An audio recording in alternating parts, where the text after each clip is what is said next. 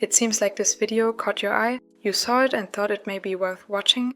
At a time where our own time and attention is very valuable, how can we make something that is eye-catching, something that stands out immediately and makes others want to pay more attention to it, inviting others to spend their precious time looking at something? Especially as an artist, this can be very relevant, and in this video I would like to look at this topic along with analyzing qmengs artworks. An artist whose art can be described as eye-catching. Something that is eye-catching would be something that is immediately appealing or noticeable, something striking. For me, art is connected to who I am. Each artist's work shows a bit or maybe also a lot about who they are, what they value, what they find appealing and interesting, what they think about and spend time on. This is why when we look at making art more eye-catching, it makes sense to me to start with the artist behind the art, a human living a life. How can we make our lives and in effect our art more eye-catching? Whether you draw or not, I hope this video will be able to provide you with some insights to see life and the world from a new angle maybe. Hi, I'm May, and today we'll have a look at qmengs art while exploring these ideas. Let's start. There are very thin lines with some but not too much variation in line thickness. Overall, the lines have a clean, slightly sharp look. The lines are usually dark brown here. They tend to be clearly separated from the colors. Thin, controlled lines help to guide the eye instead of overwhelming it, because they are clean and intentional. Attention is drawn exactly where it needs to go. Nothing feels accidental or noisy. In everyday life, attention works in a similar way. When everything demands focus at once, it becomes hard to truly see anything. Clarity comes from restraint. Choosing what deserves attention and what doesn't can make both art and life feel calmer and more meaningful. Eye-catching doesn't have to mean loud, sometimes it simply means clear. The characters are around 7 to 9 heads tall. They tend to have slender elongated proportions, while some characters have different body types. They can be wider, more round or muscular, for example. The muscular characters lean toward being slightly more realistic, while the elongated ones are more stylized. Overall, the characters have a young yet mature look, shown through cuter facial proportions combined with wider necks and longer bodies. Shading-wise, the anatomy can be portrayed with lines and shading. The bodies in qmengs art look balanced. They're not exaggerated to shock and not simplified to the point of losing depth. This balance holds attention. In life, what often draws the eye isn't perfection, but alignment. When actions, values and direction match, there is a quiet confidence that stands out. A life that feels steady and intentional doesn't need to compete for attention. It naturally attracts it. For the face shape, a pointy chin is usually used. For male characters, a wider chin can also be used. The change of direction from the chin to the outer face shape is not always clearly visible due to the rounded shape. In some cases, especially for male characters, it is more clearly visible and directly before the ear position-wise. In the side view, the chin is more protruding here, adding definition to the faces. The faces tend to be simplified. They often look cute, but can also have a more bold, mature side to them. Noses are often depicted as small lines, but they can be bigger shapes as well, especially for more side-facing heads and male characters. When the noses are bigger, they often have a triangular shape. What stands out is how different the noses can be portrayed. Some are portrayed through a shadow only, some are portrayed with lines mostly, and some are portrayed with a combination of both. Often the lower part of a nose is rather far forward in the side profile. The noses are rather small and cute, for female characters especially. Next, for the mouth. Similarly to the noses, they can range from being more simplified to being more expressive or realistic. Lines tend to be used to portray the mouth. The teeth are also portrayed with lines, but they can also not be outlined at times. And shading can be used to define the teeth. Even teeth gum can look a bit more realistic, defined and more visible this way. Sometimes the mouth also looks more cartoony here. Exaggerated shapes can be used. The mouth line usually has varying line thickness. Other than the mouths, what can add to the expressiveness of the faces as well would be the eyebrows. These can range from thicker to thinner and longer to shorter shapes. Usually the eyebrows will be thicker at the center than at the outer side. The expression often changes the angle of the eyebrows here. Generally, eyebrows have a dynamic and bold look through sharp shapes. They often are placed rather high up on the face. Faces often draw the eye first. Small changes in shape, line and expression can completely shift how attention is held. The interplay of ambiguity and definition here keeps faces interesting without feeling overworked. In real life, expressions work similarly. What we allow to show, our reactions, habits and focus, shapes how others perceive us. When inner alignment is present, expression feels genuine. Authenticity is deeply eye-catching, even without dramatic gestures.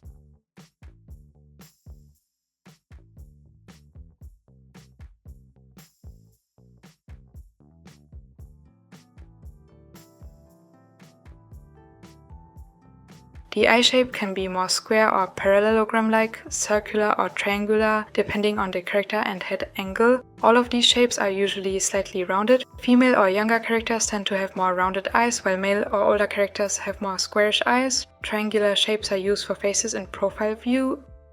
The eyelash shape will most commonly appear at the upper and lower side of the eye, with a gap in the eye outline at the inner and outer side. Especially female characters can also have multiple smaller lashes added at the upper and sometimes also lower line. The upper eyelash line is thicker than the lower one, which can sometimes be just a very thin line.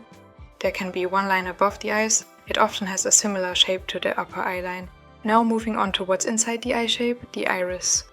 The iris has a round shape. For female characters it will be bigger and taller often. Some characters can also have a small iris, adding variety to the look of the eyes, making the characters look more shocked or lively in a way.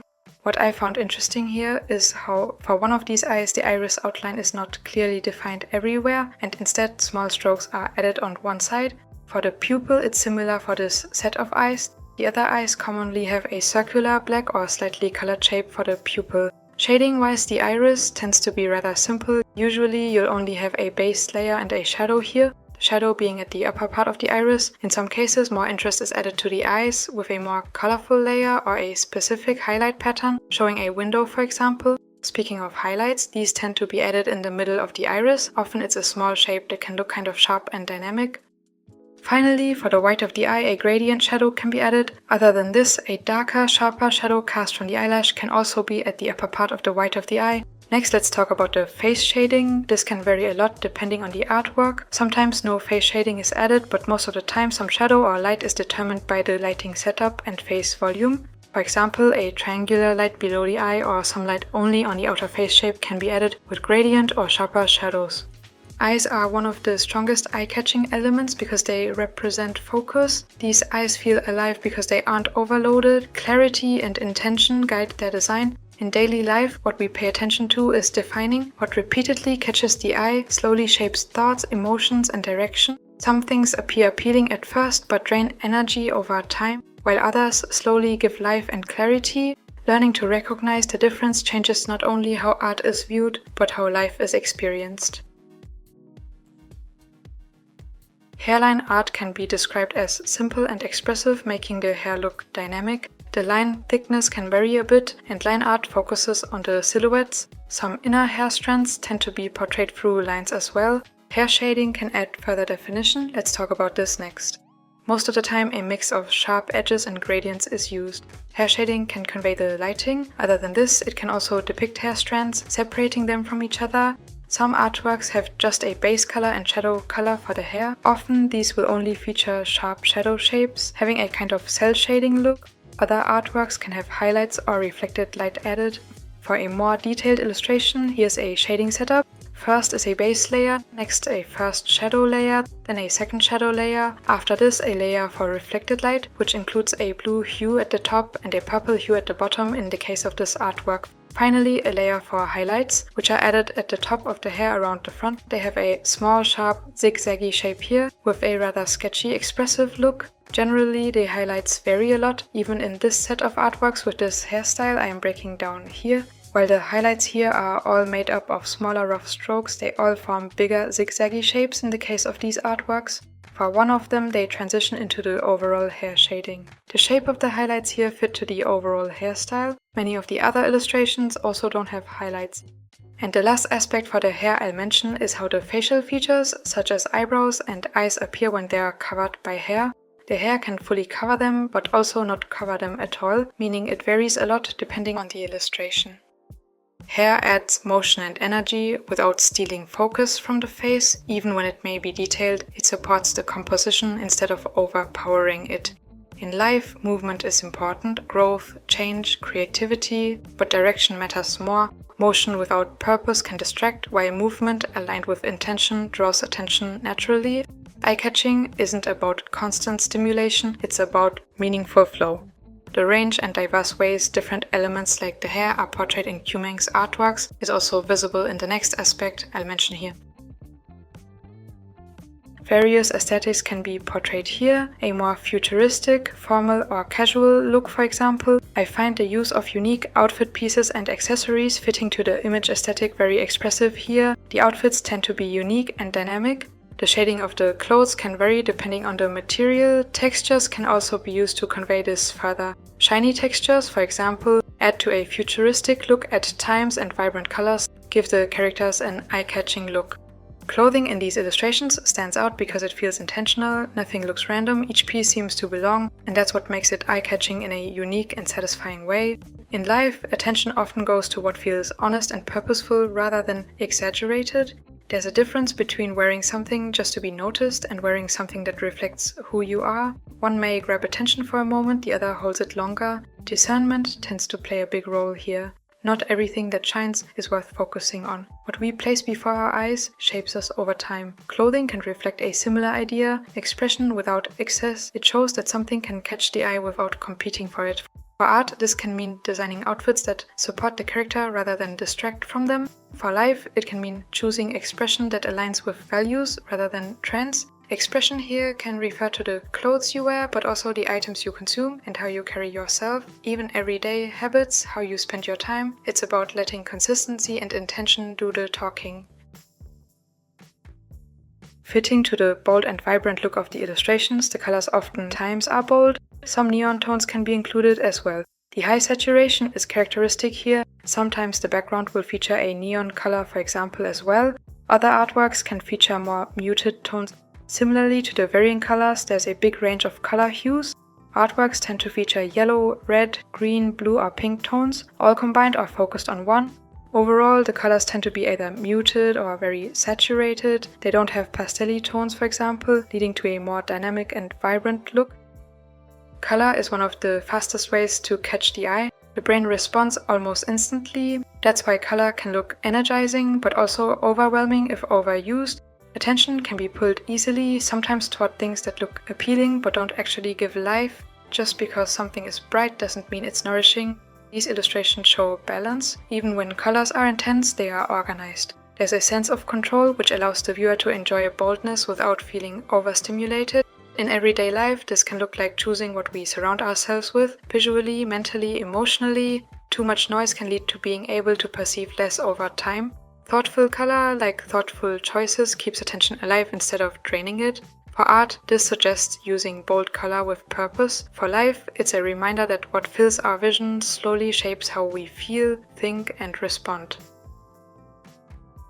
In some illustrations, exclusively cel shading is used, meaning you have clearly defined shadow areas with sharp edges. Often this is also combined with some gradients or blended shadows that add more depth. Depending on the artwork, different lighting setups can be used. Some artworks feature more neutral, brightly lit scenes. Many of the other artworks use lighting and shadows that enhance the mood, adding depth. Directional light from one side or backlight can be used, for example here. The lighting can add a lot of contrast in these cases, drawing in attention. Additionally, it can frame the character or add a focal point as well. Next, let's go over some shading layers for one of the illustrations as example. This one uses mostly cel shading. For the clothes specifically, first is a base layer for the part in light, next a first shadow layer. Between the light and shadow layer, I would add a saturated neon color on a saturated border layer next. Lastly, a layer for reflected light, which is on the opposite side to the parts in light for this artwork. You can see that rather sharp zigzaggy shapes are used for the shading here, making the material look dynamic in a way. Light doesn't just make things visible, it tells us where to look. The eye acts like a lamp. What it lets in determines whether the inside is filled with clarity or confusion.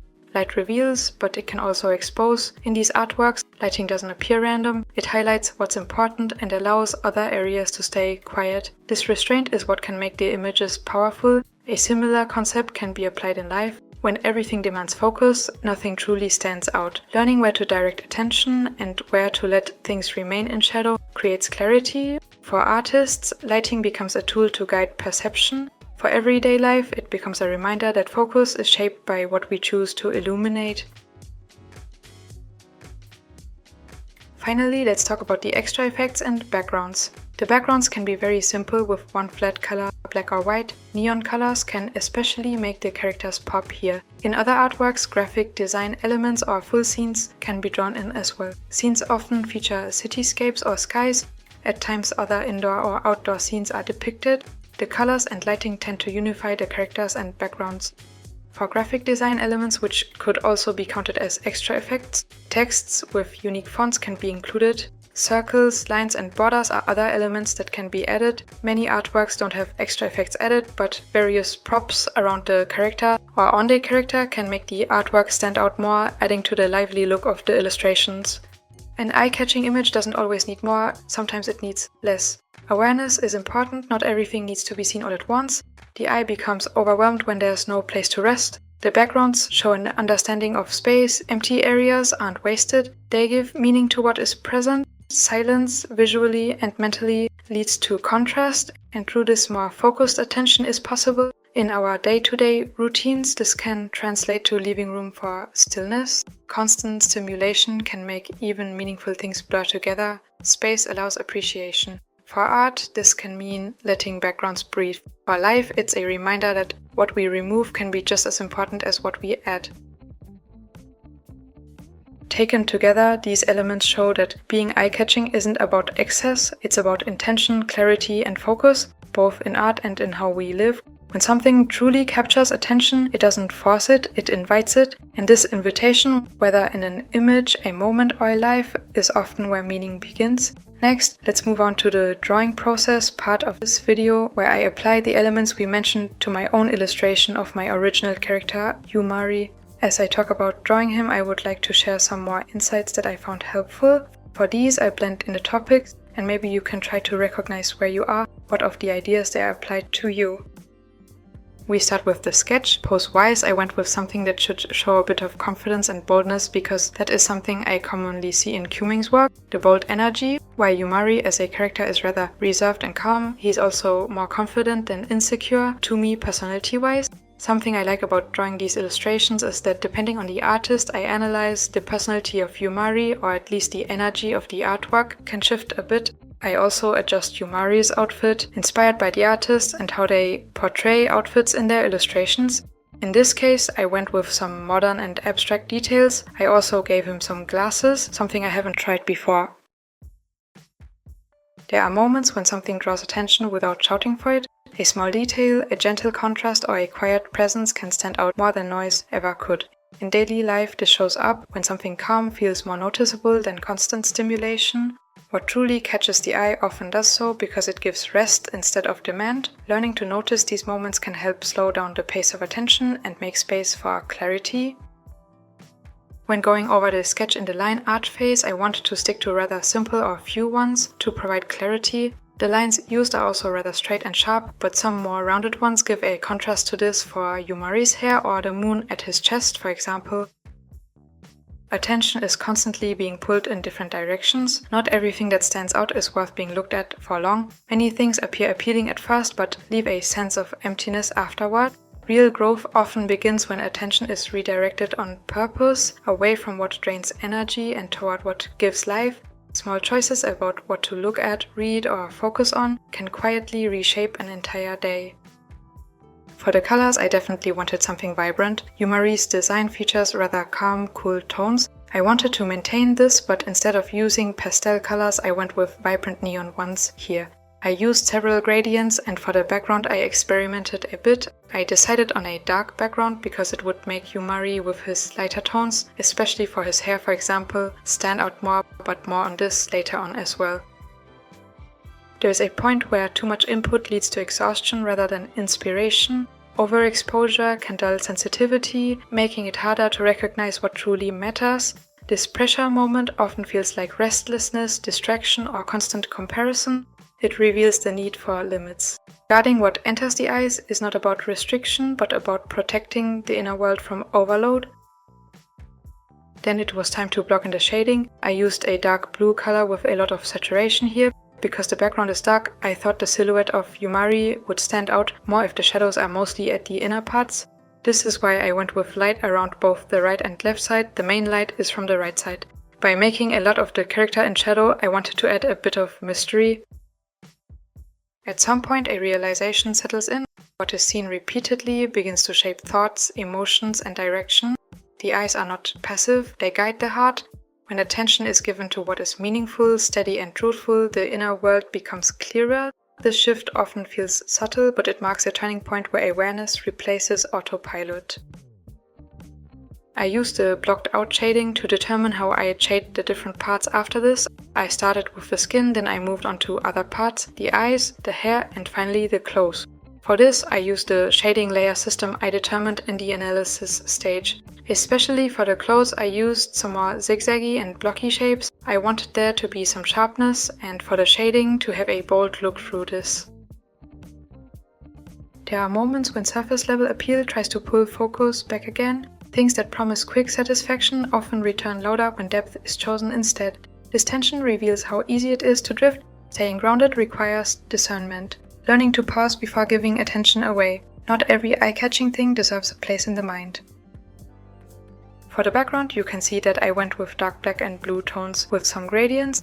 I also added some white lines to give it a bit of a graphic design look, something I commonly saw in qmeng's works. After coloring the lines, I even took a copy of a blurred out merged color layer and positioned it around Yumari's silhouette. Like this, there is some more contrast around Yumari's head, especially. When attention settles on what restores rather than consumes, something changes. Focus becomes energizing instead of draining. There is a growing sense of alignment. Actions start matching values more naturally. This is where intention replaces impulse. What once felt like discipline now feels like freedom because focus is no longer scattered. As a last step, I critiqued and fixed the artwork. I'll blend in points I wanted to go over here, and you'll see me working on these as we wrap up this process. Over time, careful attention leads to clarity. The eyes learn to recognize what is good more easily. Life feels less rushed, less noisy, and more meaningful. This way of seeing doesn't depend on constant excitement, it carries quiet strength. What truly catches the eye in the end is not excess but depth that lasts.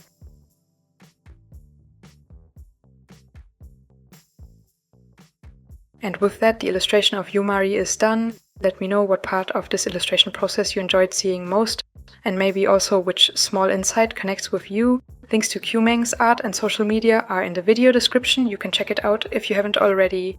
If you'd like to support me, you can find more of my art, including longer process videos on Patreon. Leaving a like and subscribing for more videos like this in the future would also mean a lot.